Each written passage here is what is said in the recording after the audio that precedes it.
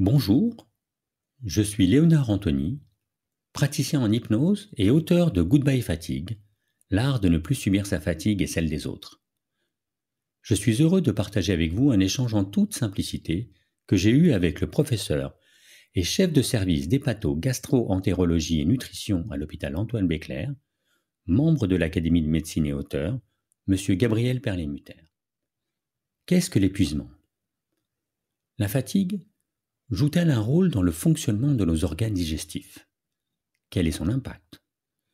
Le professeur Gabriel Perlet-Mutter nous livre sa réflexion sur le sujet.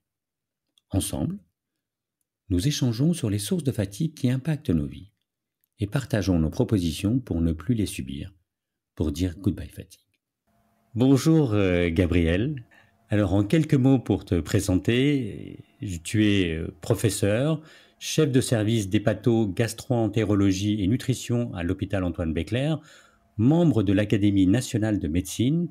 Tu es auteur de nombreux ouvrages, dont le dernier est intitulé De l'intestin au cerveau, aux éditions Pocket. C'est ça. Et là, je n'ai dit qu'une toute petite partie de ta biographie, bien sûr. Je ne sais pas, c'est le plus important. C'est l'essentiel, en effet. Et je suis très heureux de t'accueillir parce que nous nous connaissons depuis quelques années. Nous avons des échanges riches, passionnants sur de nombreux sujets.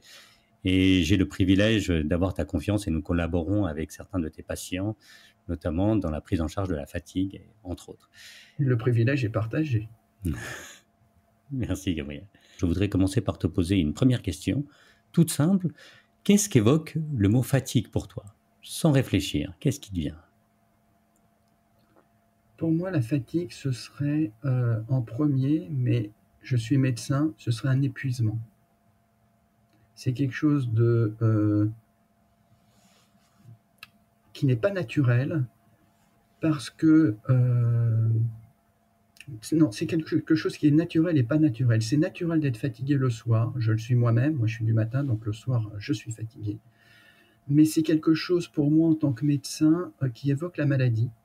Parce que quand on est malade, en français, pas dans les autres pays, on dit il est fatigué quand quelqu'un est malade, en premier. Au lieu de dire il va pas bien, il a des problèmes de santé, on dit il est fatigué. Et donc j'ai un biais de médecin où la fatigue pour moi évoque la maladie. Et ça, c'est un point très important. Et en effet, dans un grand nombre de cas, c'est un indicateur. Ce que je répète souvent aux gens qui viennent me voir, je commence par leur demander, avez-vous parlé de votre fatigue à votre médecin? Parce que la fatigue peut être un symptôme qu'il faut savoir écouter en médecine et explorer très vite. Heureusement, la plupart du temps, c'est une fatigue sociétale, ce qui est une bonne nouvelle. Mais je suis d'accord avec toi, c'est à prendre en compte en premier lieu. Si on veut parler scientifiquement, la fatigue est un symptôme très sensible, c'est-à-dire beaucoup de personnes ont une fatigue, très peu spécifique, c'est-à-dire tout peut entraîner une fatigue. Et on dit tous de quelqu'un, il est fatigué, mais on ne dit pas il est malade. Et c'est pour ça que moi, en tant que médecin, j'ai ce biais-là quand on me parle de fatigue. Maintenant, si on ouvre un peu le sujet et que je te demande en tant que citoyen, donc qui côtoie des gens dans un environnement non médicalisé, dans une société de plus en plus complexe, comme celle dans laquelle on vit, dans la période dans laquelle on vit, est-ce que tu observes aussi d'autres formes de fatigue? Je vais faire une remarque. Je ne sais pas si notre société est plus complexe qu'avant ou pas. Je pense que la société a toujours été complexe. Je dirais qu'elle est différente et qu'elle évolue. Mais je ne sais pas si elle est plus complexe ou pas, mais c'est juste mon opinion. La fatigue, pour moi, aujourd'hui dans notre société, évoque un épuisement personnel et professionnel, avec un amalgame qui se fait entre les deux, ou avec les moyens de communication modernes, Internet, le téléphone, les réseaux sociaux, la distinction entre l'activité professionnelle et l'activité personnelle a tendance à devenir confuse. Et quand on me parle de fatigue, quand j'entends fatigue en termes sociétal, c'est à ça que je pense, à cet épuisement qui est à la fois personnel et professionnel. Et je pense plus qu'on puisse faire la dichotomie entre les deux. Absolument, c'est un peu ce que j'ai théorisé un de mes ouvrages en disant que l'un nourrit l'autre et qu'on Probablement, finit par tomber dans un tonneau. ouais. Un cercle vicieux, en fait. Ouais. Maintenant, si on regarde toi qui traites justement une partie du corps, je sais que tu as une vision très globale de la médecine, mais nous savons de plus en plus, et tu l'as écrit dans plusieurs de tes livres, que notre intestin est un peu le siège aussi, ou du moins le reflet de certaines de nos émotions.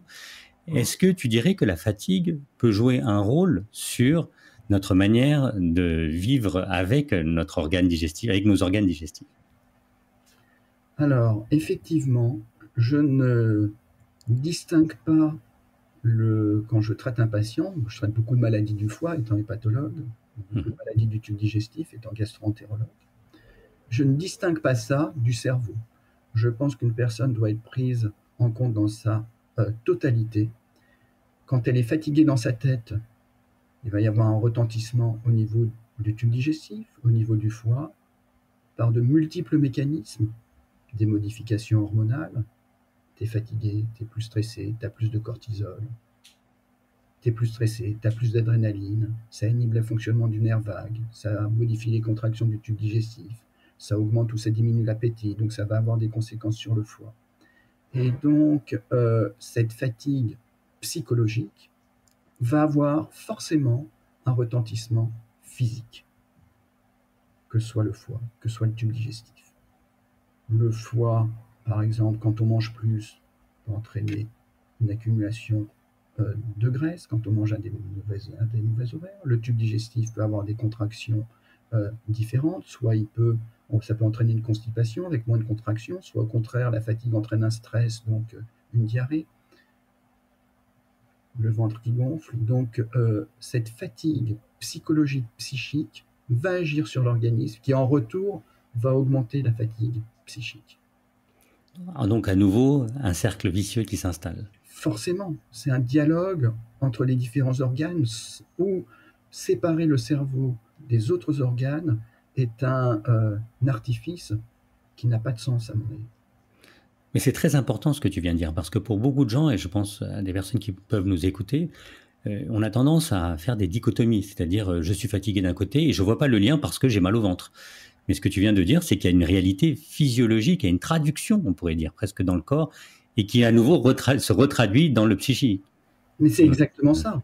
Si quelqu'un vient me voir et n'est pas bien dans son ventre, et je ne m'occupe pas de ce qui se passe ailleurs que dans le ventre, ça ne marchera pas. En fait, tu mets qu'un pansement Mais dans même ce pas, cas-là. il va se décoller le pansement. Ah oui, c'est ça qui est fort. Il ne va pas marcher. Si quelqu'un vient me voir ou vient voir un psychologue, un sophrologue, parce qu'il est stressé, il a mal au ventre, on ne traite que la tête, ça ne marchera pas. Il faut recréer le lien qui s'est perdu entre le cerveau et les organes. Moi, je traite, évidemment, je ne suis pas psychologue, je ne suis pas psychiatre, donc je vais traiter l'organe, mais tout en traitant l'organe, je vais avoir une prise en charge globale du patient et si besoin, on le fait avec une action d'autres professionnels de santé comme toi par exemple. Oui, d'ailleurs, c'est ce qui est assez intéressant pour justement évoquer, comme tu le soulignes, notre collaboration. On a vu à quel point cette double prise en charge avait des résultats significatifs. Parce que Absolument. nous communiquons ensuite derrière et on voit que les gens sont soulagés parce qu'ils ont ces deux dimensions qui sont prises en charge par des gens qui se parlent aussi. Je pense que c'est une dimension importante. Très importante. J'ai trop de personnes qui viennent me voir en me disant « Ah, c'est pour ça que j'ai mal ». Quand on n'est pas bien, c'est pas une cause, c'est presque toujours multifactoriel. La médecine, c'est très rare que ce soit une seule cause. Mais donc, c'est un formidable message d'espoir que tu donnes aussi. C'est Mais qu'il y a une solution, il y a une solution. mais il y a une solution, forcément. Tant qu'on est vivant, on a des solutions. Ouais. Non, mais c'est très juste de le rappeler parce que tu le vois, toi, encore plus que beaucoup de gens, parce que pour arriver dans ton service, c'est qu'on a déjà fait un long parcours. Et pour des personnes qui ont justement cette fatigue qui pèse liée à la vie et qui arrivent dans des états d'épuisement aussi liés à ce parcours de soins qui est très long, c'est un soulagement de se dire, attendez, il peut y avoir un terme à ça. Si vous prenez en charge intelligemment votre vie, si vous prenez en charge intelligemment votre système digestif, ces symptômes qui pèsent sur votre quotidien, et Dieu sait qu'il y en a beaucoup, eh bien, peuvent s'estomper et en tout cas alléger pour que vous vous remettiez à vivre. Absolument, mais c'est exactement ça. Et effectivement, c'est une prise en charge globale de la personne, mais qui, je trouve, pour moi, n'a rien d'original. Alors ça, c'est un point encore une fois passionnant parce que ce que tu dis, c'est pas forcément. Tu as raison de dire, c'est pas l'originalité qui fait la chose.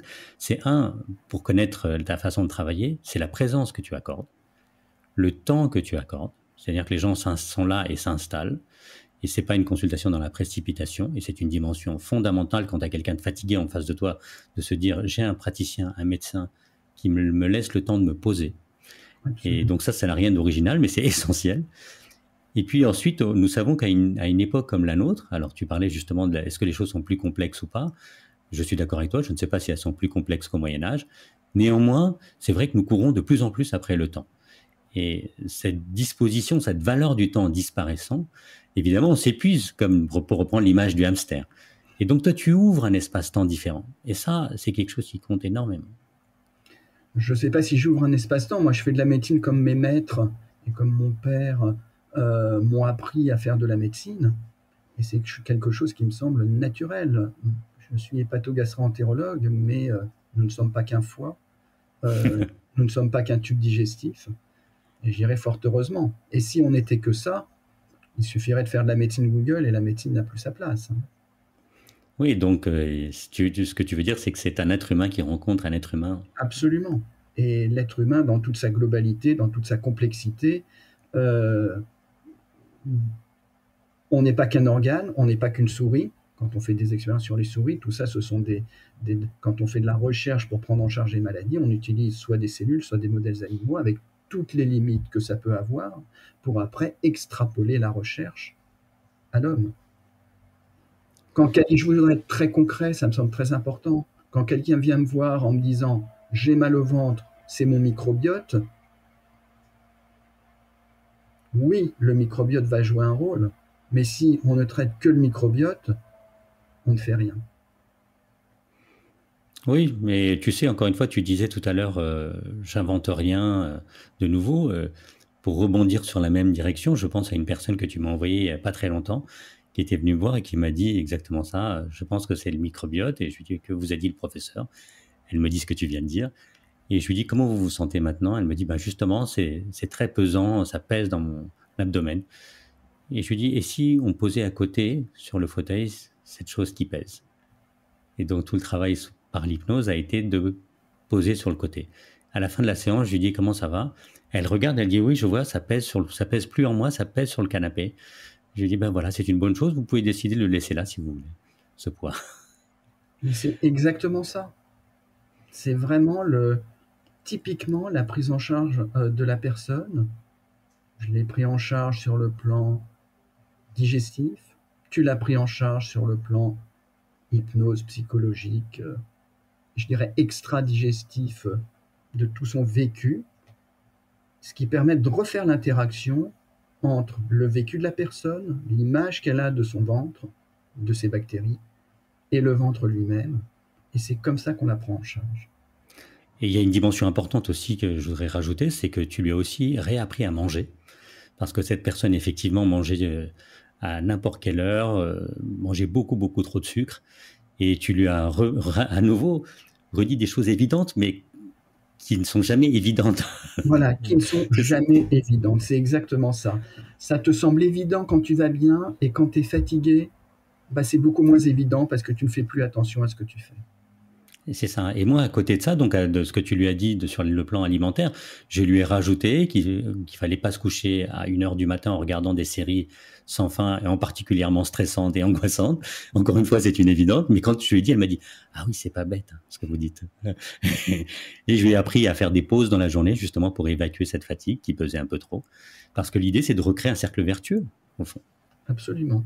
Et j'aime beaucoup tes pauses clopes, sans clope. Je trouve que c'est juste génial. Merci.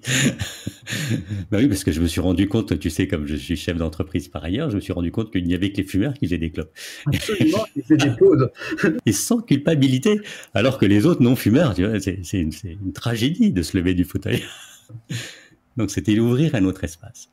Gabriel, je voudrais te poser une question maintenant un peu plus large. Je voudrais te dire, aujourd'hui, toutes les personnes qui nous écoutent et qui, dans un cadre plus large, c'est-à-dire d'une vie quotidienne qui est aujourd'hui assez stressante, on a un environnement parce que la société est médiatique et nous sommes au courant de tout ce qui se passe aux quatre coins du monde, comme si c'était au coin de la rue. Et nous pouvons absorber, au fond, toutes les plaintes de la planète entière. Et cette plainte-là, elle porte un nom, elle s'appelle la fatigue du désastre. Elle est étudiée à l'université aux États-Unis comme une fatigue qui touche d'une nouvelle façon la population mondiale, accentuée, exacerbée par les réseaux sociaux, mais aussi par les chaînes d'information qui tournent en boucle.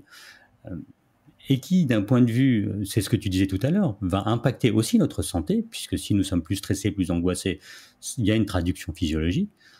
Dans ce monde-là, toi qui es membre de l'Académie de médecine, l'Académie nationale de médecine, donc il y avait un regard aussi plus étendu que celui dans ton service, quel conseil tu donnerais aux auditeurs qui vivent dans ce monde, parce qu'il ne s'agit pas de partir à la montagne ou s'extraire, nous vivons dans ce monde-là. Comment est-ce que nous pouvons préserver et prendre soin de notre santé? Et pour reprendre le titre aussi de ton livre et de tes travaux, de ce lien aussi avec notre cerveau, qui est un peu la console qui dirige notre vie, comment est-ce qu'on pourrait moins s'épuiser dans ce monde, dans l'interaction permanente? Alors juste, il faut faire très attention à ce que je vais dire. Je suis pas là pour donner des leçons. Les gens, les personnes que je vois doivent se sentir libres. Et je ne suis pas là pour leur donner des leçons et dire faire ou quoi faire. Moi, j'agis en tant que médecin. Donc, quelque part, je vais donner des conseils de médecine préventive. Mais je ne suis pas là pour dire vous devriez faire ça, pas ça. Donc, quand je vois les personnes, je leur dirais, pour leur propre santé, de faire attention à elles. Et faire attention à elles, c'est un mode de vie. Et pour moi, en tant qu'hépatogastroentérologue et nutritionniste, ça débute par l'alimentation, mais l'alimentation, pas simplement ce qu'on mange, c'est ce qu'on mange, quand est-ce qu'on le mange, et comment on l'intègre dans sa vie. Je dirais que pour respecter le biorythme. Et ce qui est très intéressant, si on va plus loin sur notre planète, puisque tu souhaites que j'aille plus loin, quand on prend soin de nous, quand on prend soin de notre corps, de notre cerveau, par l'alimentation, on prend en même temps soin de notre planète, puisque ce qui est bon pour nous est bon pour la planète, est bon pour nos bactéries, notre microbiote, est bon pour les microbiotes de la planète, est bon pour le réchauffement climatique. Je m'explique. L'alimentation occidentale a beaucoup changé depuis 100 ans, et en particulier depuis la fin de la Deuxième Guerre mondiale, avec une alimentation très industrialisée, très riche en sucre, en féculents, en céréales, en produits transformés. Et ce type d'alimentation va avoir un impact sur notre santé, sur nos propres bactéries et également sur notre planète et va participer au réchauffement climatique. On rentre dans un cercle vicieux infernal à nouveau. Et quand on prend soin de soi, c'est-à-dire qu'on va se rapprocher d'une alimentation méditerranéenne ou japonaise d'Okinawa, qui sont les deux alimentations qui ont montré la meilleure efficacité sur le prolongement de l'espérance de vie, on va à la fois améliorer notre propre santé et améliorer la santé de la planète en jouant sur le réchauffement climatique et la diminution de l'utilisation des pesticides, des engrais, des ressources naturelles épuisables de notre planète. Après, si on veut être très opérationnel, je vais rentrer dans le type d'alimentation, comment manger, mais globalement, c'est à ça que je pense par rapport à la question que tu m'as posée. C'est très intéressant ce que tu as dit parce que il y a un mot que tu emploies et pareil, je sais que nous avons tous les deux l'amour des mots et pour préciser les choses, je dirais que tu parles beaucoup du mot alimentation. Et c'est intéressant parce que beaucoup d'entre nous parlons de consommation aussi par ailleurs. Et la distinction avec l'alimentation, c'est que nous apportons dans notre corps ce qui nous convient. Je prends cette image souvent quand quelqu'un vient me voir pour perdre du poids et qui me dit j'ai fait plein de régimes, mais ça marche pas, etc. Je lui dis, vous avez une voiture? Oui. C'est une voiture qui roule avec quoi? De l'essence. Est-ce que vous metteriez du diesel à l'intérieur? Ben non, pourquoi? Je dis, ben voilà. Mettez de l'essence dans votre corps, c'est-à-dire mettez ce qui correspond au fonctionnement de votre corps et mettez pas un produit qui La va créer métaphore une est tension. excellente. Et pour continuer dans ce que tu dis, j'entends une résonance forte dans la conclusion de mon livre. Je disais, sur la fatigue, Goodbye Fatigue, je disais, en résonance justement au changement climatique et à ce que nous vivons, je disais, comment voulez-vous que des gens qui n'ont pas de considération pour leur propre fatigue, pour leur propre épuisement, puissent considérer l'épuisement des ressources de la planète? Et donc, ce que tu viens de dire en disant, voilà, si on fait attention à notre alimentation, et on s'alimente aussi dans des proportions, parce que là aussi, c'est une dimension importante, on a tendance à se remplir devant les écrans, on mange sans savoir qu'on est en train de manger, etc. Eh bien, tout d'un coup, on consomme beaucoup moins, et en consommant beaucoup moins, on est aussi naturellement moins fatigué, parce que c'est un cercle à nouveau la vicieux. Absolument. Et donc, de ce fait, on peut entendre l'épuisement de la planète. Complètement. Tu manges trop, ton organisme va beaucoup trop travailler par rapport à ce dont tu vas avoir besoin, tu vas être fatigué. Tout ça, c'est presque une évidence. Voilà, je crois que c'est un très beau message d'espoir en conclusion, que de dire prendre soin de soi. C'est aussi prendre soin de la planète. Oui, absolument. Merci beaucoup, Gabriel, pour cet échange. Ça m'a fait très plaisir. Léonard, avec un immense plaisir. À très bientôt. Entendre notre corps tout entier sans dénigrer notre mental, qui lui-même peut faire augmenter notre fatigue physique. Savoir préserver le lien, le dialogue permanent entre nos organes et notre esprit. Réinventer la valeur du temps, prendre soin de soi et changer la façon dont nous nous nourrissons. Penser que lorsque nous prenons soin de nous, nous prenons soin aussi de notre planète. Voilà quelques pistes que j'ai retenues de notre conversation. Il y en a évidemment d'autres. Si vous voulez approfondir le sujet, vous trouverez par ailleurs d'autres clés dans mon ouvrage Goodbye Fatigue.